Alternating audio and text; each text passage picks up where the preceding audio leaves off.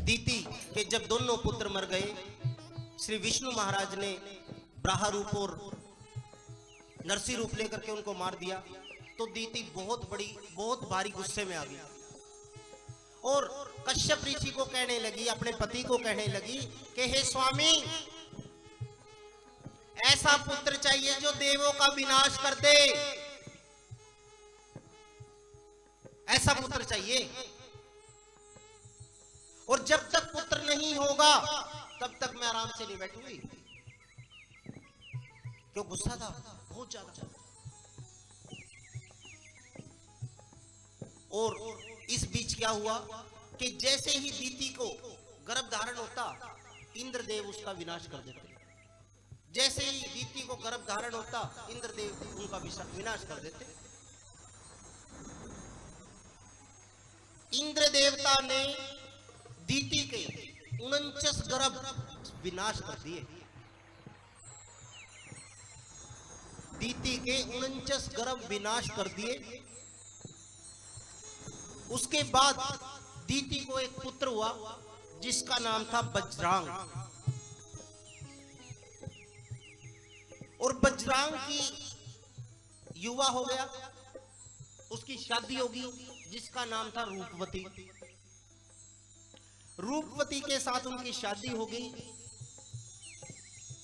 रूपवती भी अपनी जो सासू थी उसके पदचिन्हों पे चलने लगी। और दीति ने रूपवती के दिमाग में एक ही बात डाल दी कि देवों के विनाश के लिए एक पुत्र चाहिए।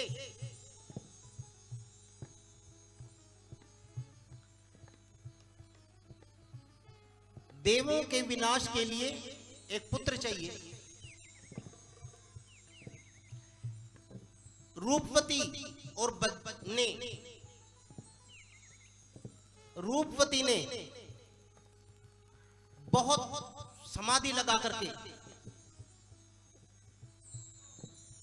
ब्रह्मा जी को प्रसन्न कर लिया और मंत्र का उच्चारण किया, ओम श्री ब्रह्माय नमः, ओम श्री ब्रह्माय नमः। जंगलों में जाकर के रूपवती ब्रह्मा जी का ध्यान करती है। ओम श्री ब्रह्माय नमः,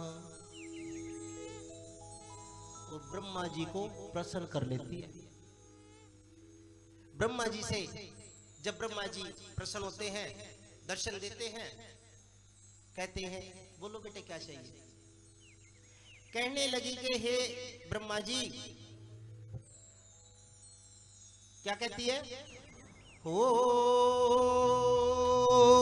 ब्रह्मा को तप से पिघलाया, देव विजयी पुत्र वर पाया, शंकर की महिमा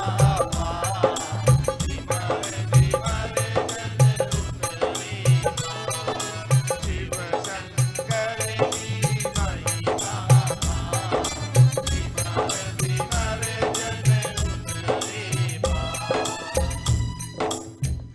एक साल के बाद रूपवती को एक पुत्र जन्मे। रूपवती को एक पुत्र जन्मे और रूपवती ने उसका नाम क्या रखा, ओ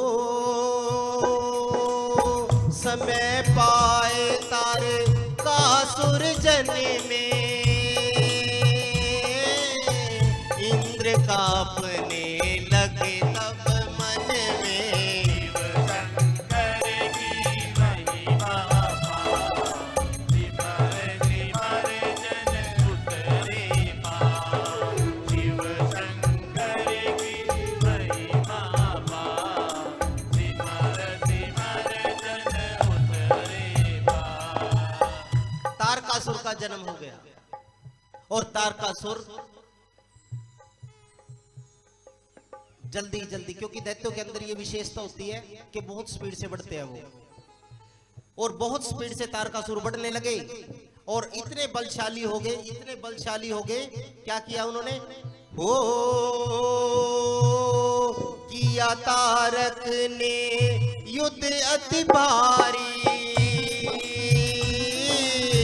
सारे देवता कैद कर डारी।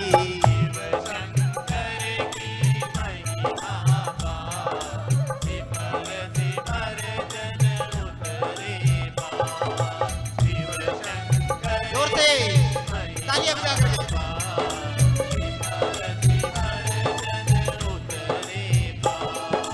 हो त्राही त्राही ब्रह्मा जी हमें बचाओ, दिए वरदान की विधि तो बताओ।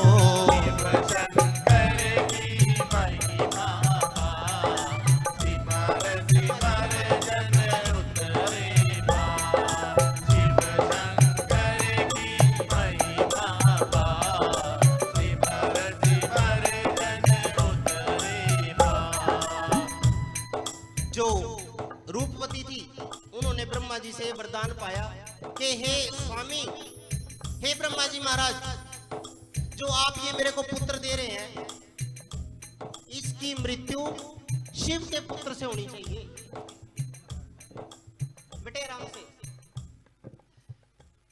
जो मेरा पुत्र है तारकासुर, इसकी मृत्यु शिव के पुत्र से होनी चाहिए। अब रूपवती को यह पता था कि भोलेनाथ कैलाशपति सती के वियोग में वैराग्य में जा चुके हैं। वो तो समाधि लगाए बैठे, उनको कुछ पता ही नहीं है। और इतनी हिम्मत किसी के अंदर नहीं, ना देवता यक्ष किन्नर नाग, किसी के अंदर इतनी हिम्मत नहीं है कि जो महादेव की समाधि को खुलवा दे। रूपवती बड़ी समझदार थी,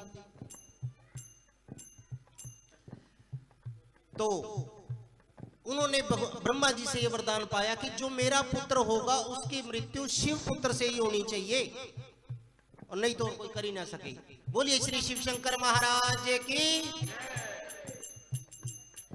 इस वरदान का फायदा उठा करके तारकासुर जैसे ही बड़े हुए, उन्होंने अपना राज्य स्थापित करना शुरू कर दिया और सारे देवताओं को कैद कर दिया। और जब सारे देवताओं को कैद किया तो सारे श्री नारद जी ब्रह्मा जी के पास आते हैं और ब्रह्मा जी से क्या कहते हैं कि हे प्रभु, सारा संतुलन बिगड़ गया है, सारे देवता तारकासुर की कैद में पड़े हैं, उनको निकालने की कोई विधि बता दो।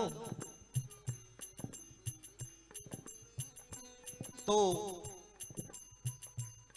ब्रह्मा जी कहते हैं कि शिव शंकर महाराज की शादी करवा दो। क्या कहते हैं कि शंकर महाराज की शादी करवा दो, उसके पुत्र होगा तो तारकासुर मारा जाएगा, नहीं और कोई तरीका नहीं है।